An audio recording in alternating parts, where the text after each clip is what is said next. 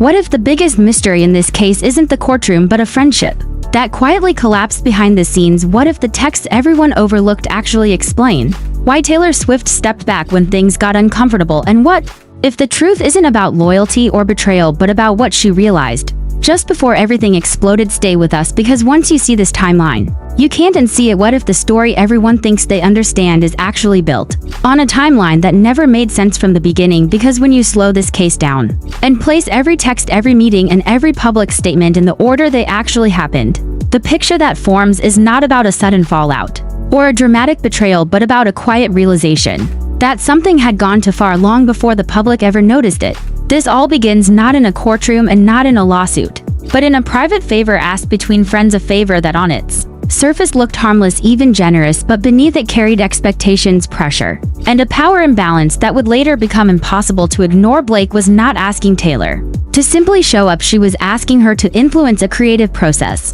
to validate a narrative, and to lend her presence as silent leverage. And that matters because from the very first message, the tone was not equal, it was urgent. It was flattering, it was emotionally loaded, and it framed Taylor not as a friend but as a solution to a problem Blake could not control on her own. And when that meeting happened, the dynamic became locked in place. Blake framed the interaction as a win. She described it as heroic. She framed the other party as foolish, and she framed Taylor as the deciding force that made everything bend in her favor. And at that moment, the language changed, because once someone starts narrating events as victories and enemies rather than conversations and collaborators, the emotional temperature shifts. And the next part of the story is where the cracks begin to show, because after that meeting, the texts did not cool down, they escalated. They became longer, more defensive, more strategic, and more aware of perception. And that is not how casual friendships communicate when nothing is wrong. This is where context becomes everything. Because while publicly the narrative was that Taylor had no real involvement, privately,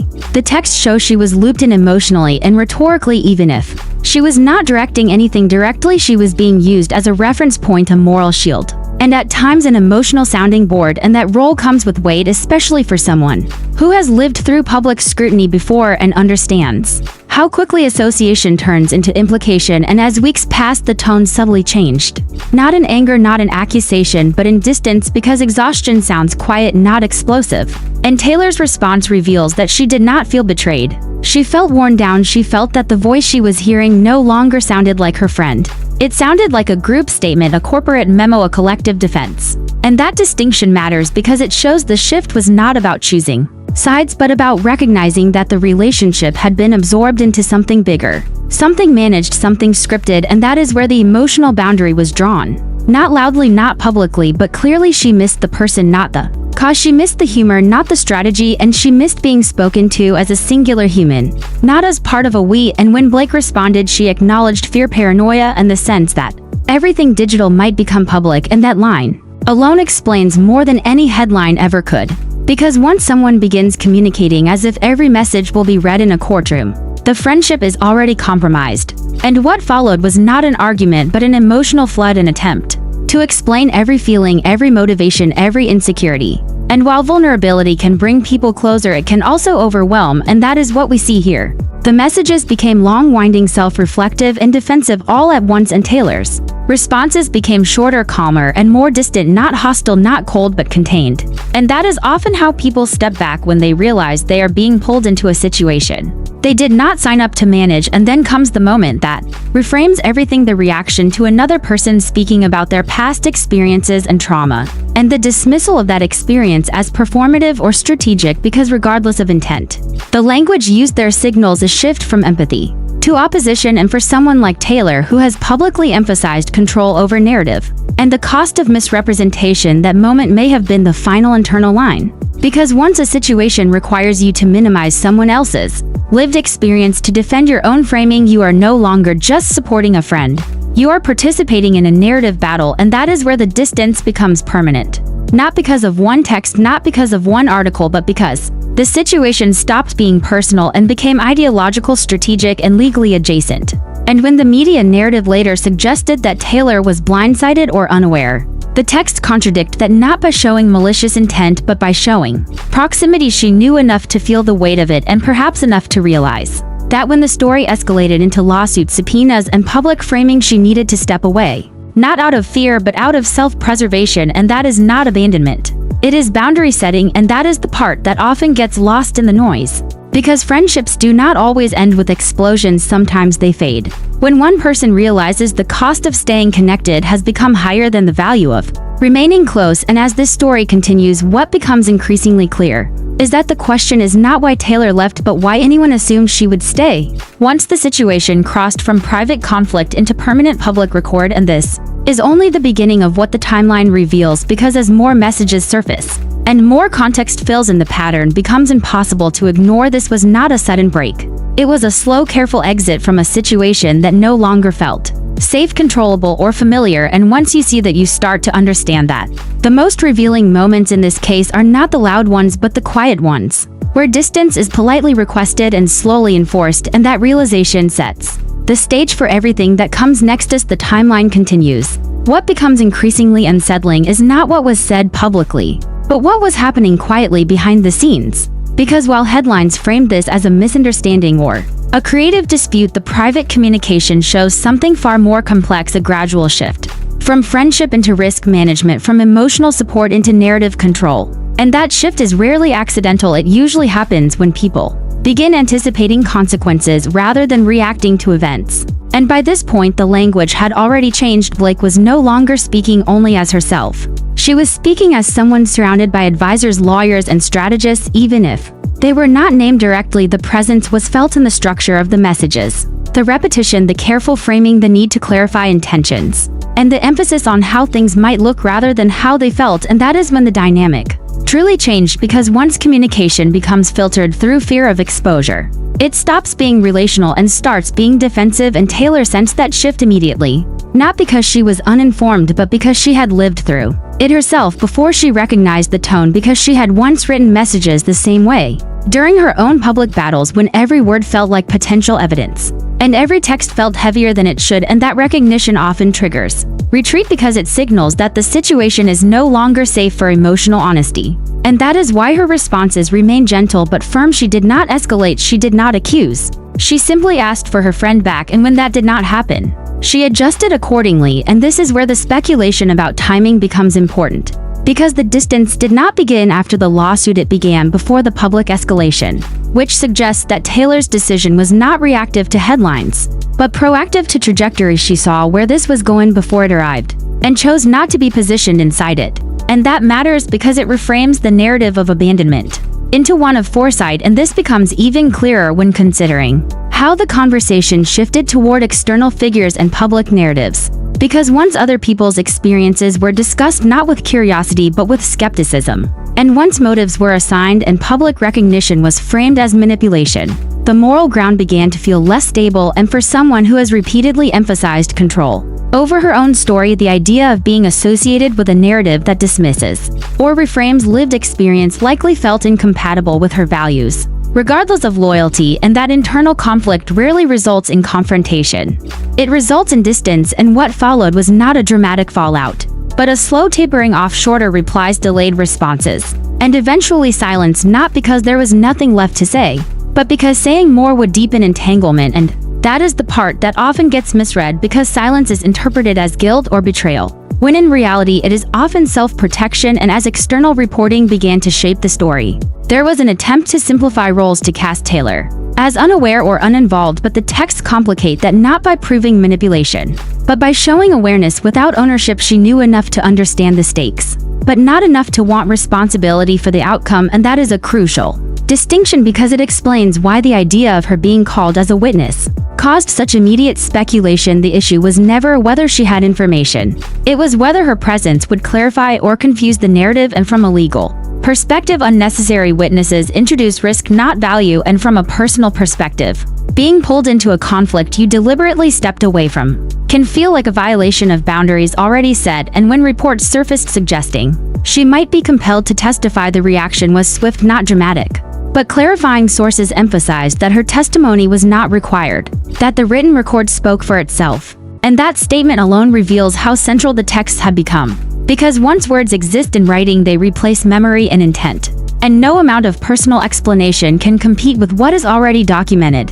And that is likely why Taylor's involvement ended where it did. She understood the permanence of record and chose not to add to it, and as more messages surface, what becomes increasingly clear is that the emotional core of the break was not disagreement but divergence. One person moved deeper into a collective defense posture while the other stepped back into individual boundaries, and those paths rarely run parallel for long. And the more the situation escalated, the more incompatible those approaches became, and by the time public narratives caught up, the personal decision had already been made quietly, firmly, and without spectacle. And this challenges the idea that the break was sudden or selfish, because the evidence suggests it was measured, considered, and rooted in long-term awareness of how these situations unfold. And as the story continues, it becomes harder to argue that anyone was blindsided, because the signs were there in tone and pacing and in what was left unsaid. And that realization forces a more nuanced question, not who was right or wrong, but at what point does support become participation? And at what point does stepping back become the most responsible choice? And that question sits at the center of everything that follows. Because once the line is crossed, there is no clean way back, only distance and silence, and a record that continues to speak long after the conversation has ended. The time the final phase of this timeline begins, the most important shift has already occurred. And it is not legal or public, it is emotional, because once trust transforms into caution, every interaction is reinterpreted through a lens of risk. And that is exactly what happens next. The conversations are no longer about support or reassurance. They are about positioning, interpretation, and consequence, even when those words are not used directly. And that subtle change explains why the distance never fully closed again, because once someone begins to feel like every interaction might later be examined, they stop speaking freely and start managing impressions, and that is not sustainable in any personal relationship. And this is where the idea of hostility becomes misleading, because nothing in the exchanges suggests anger or retaliation. Instead, what appears is restraint, and restraint is often mistaken for coldness when it is actually intentional disengagement. And that distinction matters, because it reframes the question of whether Taylor would ever appear as a hostile witness into something far more revealing. The issue is not hostility, it is reluctance, and reluctance comes from understanding that any involvement would be taken out of its original context and reframed for purposes beyond the original relationship. And that awareness alone is enough to keep someone away from the center of conflict. And when reports surfaced suggesting that legal teams were considering witness strategies, the emphasis quickly shifted toward the written communications rather than live testimony. And that shift reveals a strategic reality. Texts are static, they cannot be pressured, redirected, or emotionally influenced.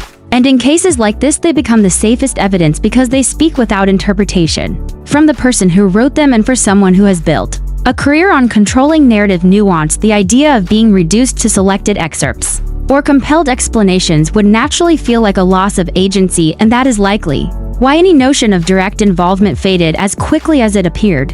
And as the narrative moved forward, the silence became louder, because absence in these situations is rarely accidental, it is maintained, and the longer it lasts, the more intentional it becomes. And that intentional distance tells its own story, one of awareness, boundaries, and refusal to be positioned inside a conflict that no longer felt personal, but procedural. And that is where public interpretation often diverges from private reality, because from the outside, the lack of visible support can look like abandonment, but from the inside, it often looks like survival. And that difference is everything. And when people ask why the friendship did not recover, the answer may be simpler than expected. It is because the conditions that allow recovery were never restored: trust, spontaneity, and private communication without consequence. And once those are gone, no amount of history can replace them. And that is why the break feels unresolved. There was no final argument, no dramatic ending, just a gradual fade as the situation outgrew the relationship. And as legal developments continued, the decision to stay out of it became more validated, because every new layer added complexity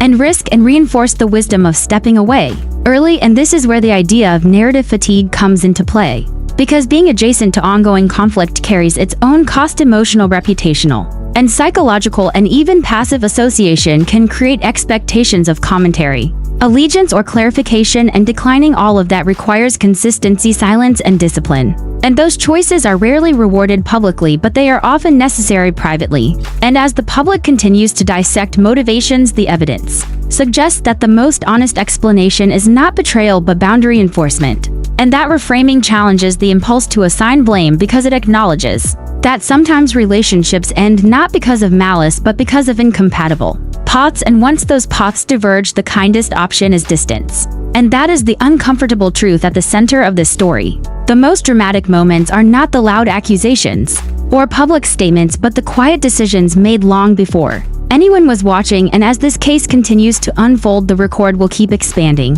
But the emotional conclusion may already be complete, because the absence itself has become the answer. And once that is understood, the question shifts from what happened to why we expected it to end any other way, and that realization changes how every piece of evidence is viewed, because it centers intention rather than reaction, and foresight rather than fallout. And in that light, the story stops being about conflict and starts being about choice and the cost of staying versus the cost of stepping away. And that is the tension that runs through everything, that remains unresolved and continues to shape how this story is understood long after the messages stopped coming. As the final stretch of this timeline comes into view, what stands out most is not a revelation, but a pattern, because every major turn follows the same quiet logic: escalation, outside withdrawal inside. And once that rhythm is recognized, the remaining questions begin to answer themselves. The reason the friendship never visibly resumed, the reason no clarifying statement was offered, and the reason the silence remained intact even as speculation intensified, is because stepping back had already achieved its purpose. The boundary was set, and boundaries only work when they are maintained. And that maintenance often looks unsatisfying to an audience hungry for closure. But closure is rarely public. In real life, it is internal, and by this point, the internal decision had clearly been made, because every additional development reinforced the original concern that this situation would continue to grow, expand, and pull more people into its orbit. And once that orbit becomes legal, media-driven, and endlessly analyzed, there is no neutral position left, only alignment or absence. And absence was the only option that preserved autonomy. And that is why attempts to frame the distance as temporary or strategic misunderstand the nature of the choice, because temporary distance seeks resolution while permanent distance seeks protection. And the latter is what we see here, and that becomes even clearer when considering how carefully subsequent moves were handled. No reactions, no rebuttals, no emotional signals, just consistency. And that consistency is not accidental. It reflects an understanding of how narratives feed on engagement and how silence starves them. And while silence can be misinterpreted, it cannot be misquoted, and that alone makes it powerful in situations where words are currency and context is constantly stripped away. And as the public continued to debate motives and speculate about hidden loyalties, the absence remained unchanged, which is often the strongest indicator that the decision was not emotional but deliberate. And when people wonder why there was no reconciliation, no public show of support, no private bridge rebuilt, the answer may simply be that the conditions that made the friendship safe no longer existed, and rebuilding without safety is not repair, it is exposure. And exposure was precisely what was being avoided. And this is where the idea of loyalty becomes complicated, because loyalty does not always mean standing beside someone publicly. Sometimes it means refusing to participate in a process that could harm everyone involved, including oneself. And that kind of loyalty is rarely recognized, because it does not perform well on screen, it does not generate sound bites or headlines, but it does preserve integrity. And when future developments are considered, the wisdom of that restraint becomes clearer, because every new layer adds reinterpretation to past words and actions, and the fewer words there are, the fewer opportunities for distortion. And that may be the most strategic choice of all. And as this story reaches its current pause point, the absence remains the defining feature. Not anger, not hostility, not retaliation, but distance maintained over time. And distance that lasts this long stops being a reaction and becomes a statement, one that says without saying that the cost of involvement outweighed the benefit of connection. And that calculation is deeply personal, rarely explained, and often misunderstood. But it is also final, and as audiences continue to search for a dramatic turning point or a moment of definitive rupture, they may miss the truth that the rupture already happened quietly, gradually, and without spectacle. And that is why it feels unresolved, because it was never meant to be resolved publicly, it was meant to end privately. And once that end was reached, there was no incentive to reopen it, regardless of how compelling the external narrative became. And that reality reframes everything that came after, because it shows that the most decisive moments occurred long before the public realized there was even a story to tell. And once that is understood, the remaining questions lose their urgency, because the outcome was already set by choices made off stage in moments of reflection, not reaction. And that is why the silence continues to speak louder than any statement ever could, and why the story ultimately becomes less about conflict and more about the moment. Someone chooses to step out of a narrative rather than be defined by it. And that choice once made rarely reverses because it is built not on emotion but on clarity. And clarity once reached does not require repetition or defense, it simply holds and remains and lets the record speak on its own, and that is where this chapter truly ends. Not with answers shouted but with boundaries respected and maintained long after the noise fades. When you strip away the headlines and the noise, what remains is not a sudden fallout but a series of quiet decisions made long before anyone was watching. This was never about choosing sides, it was about recognizing when a situation stopped being personal and became something else entirely. And sometimes the most revealing move is not what someone says but when they stop speaking at all.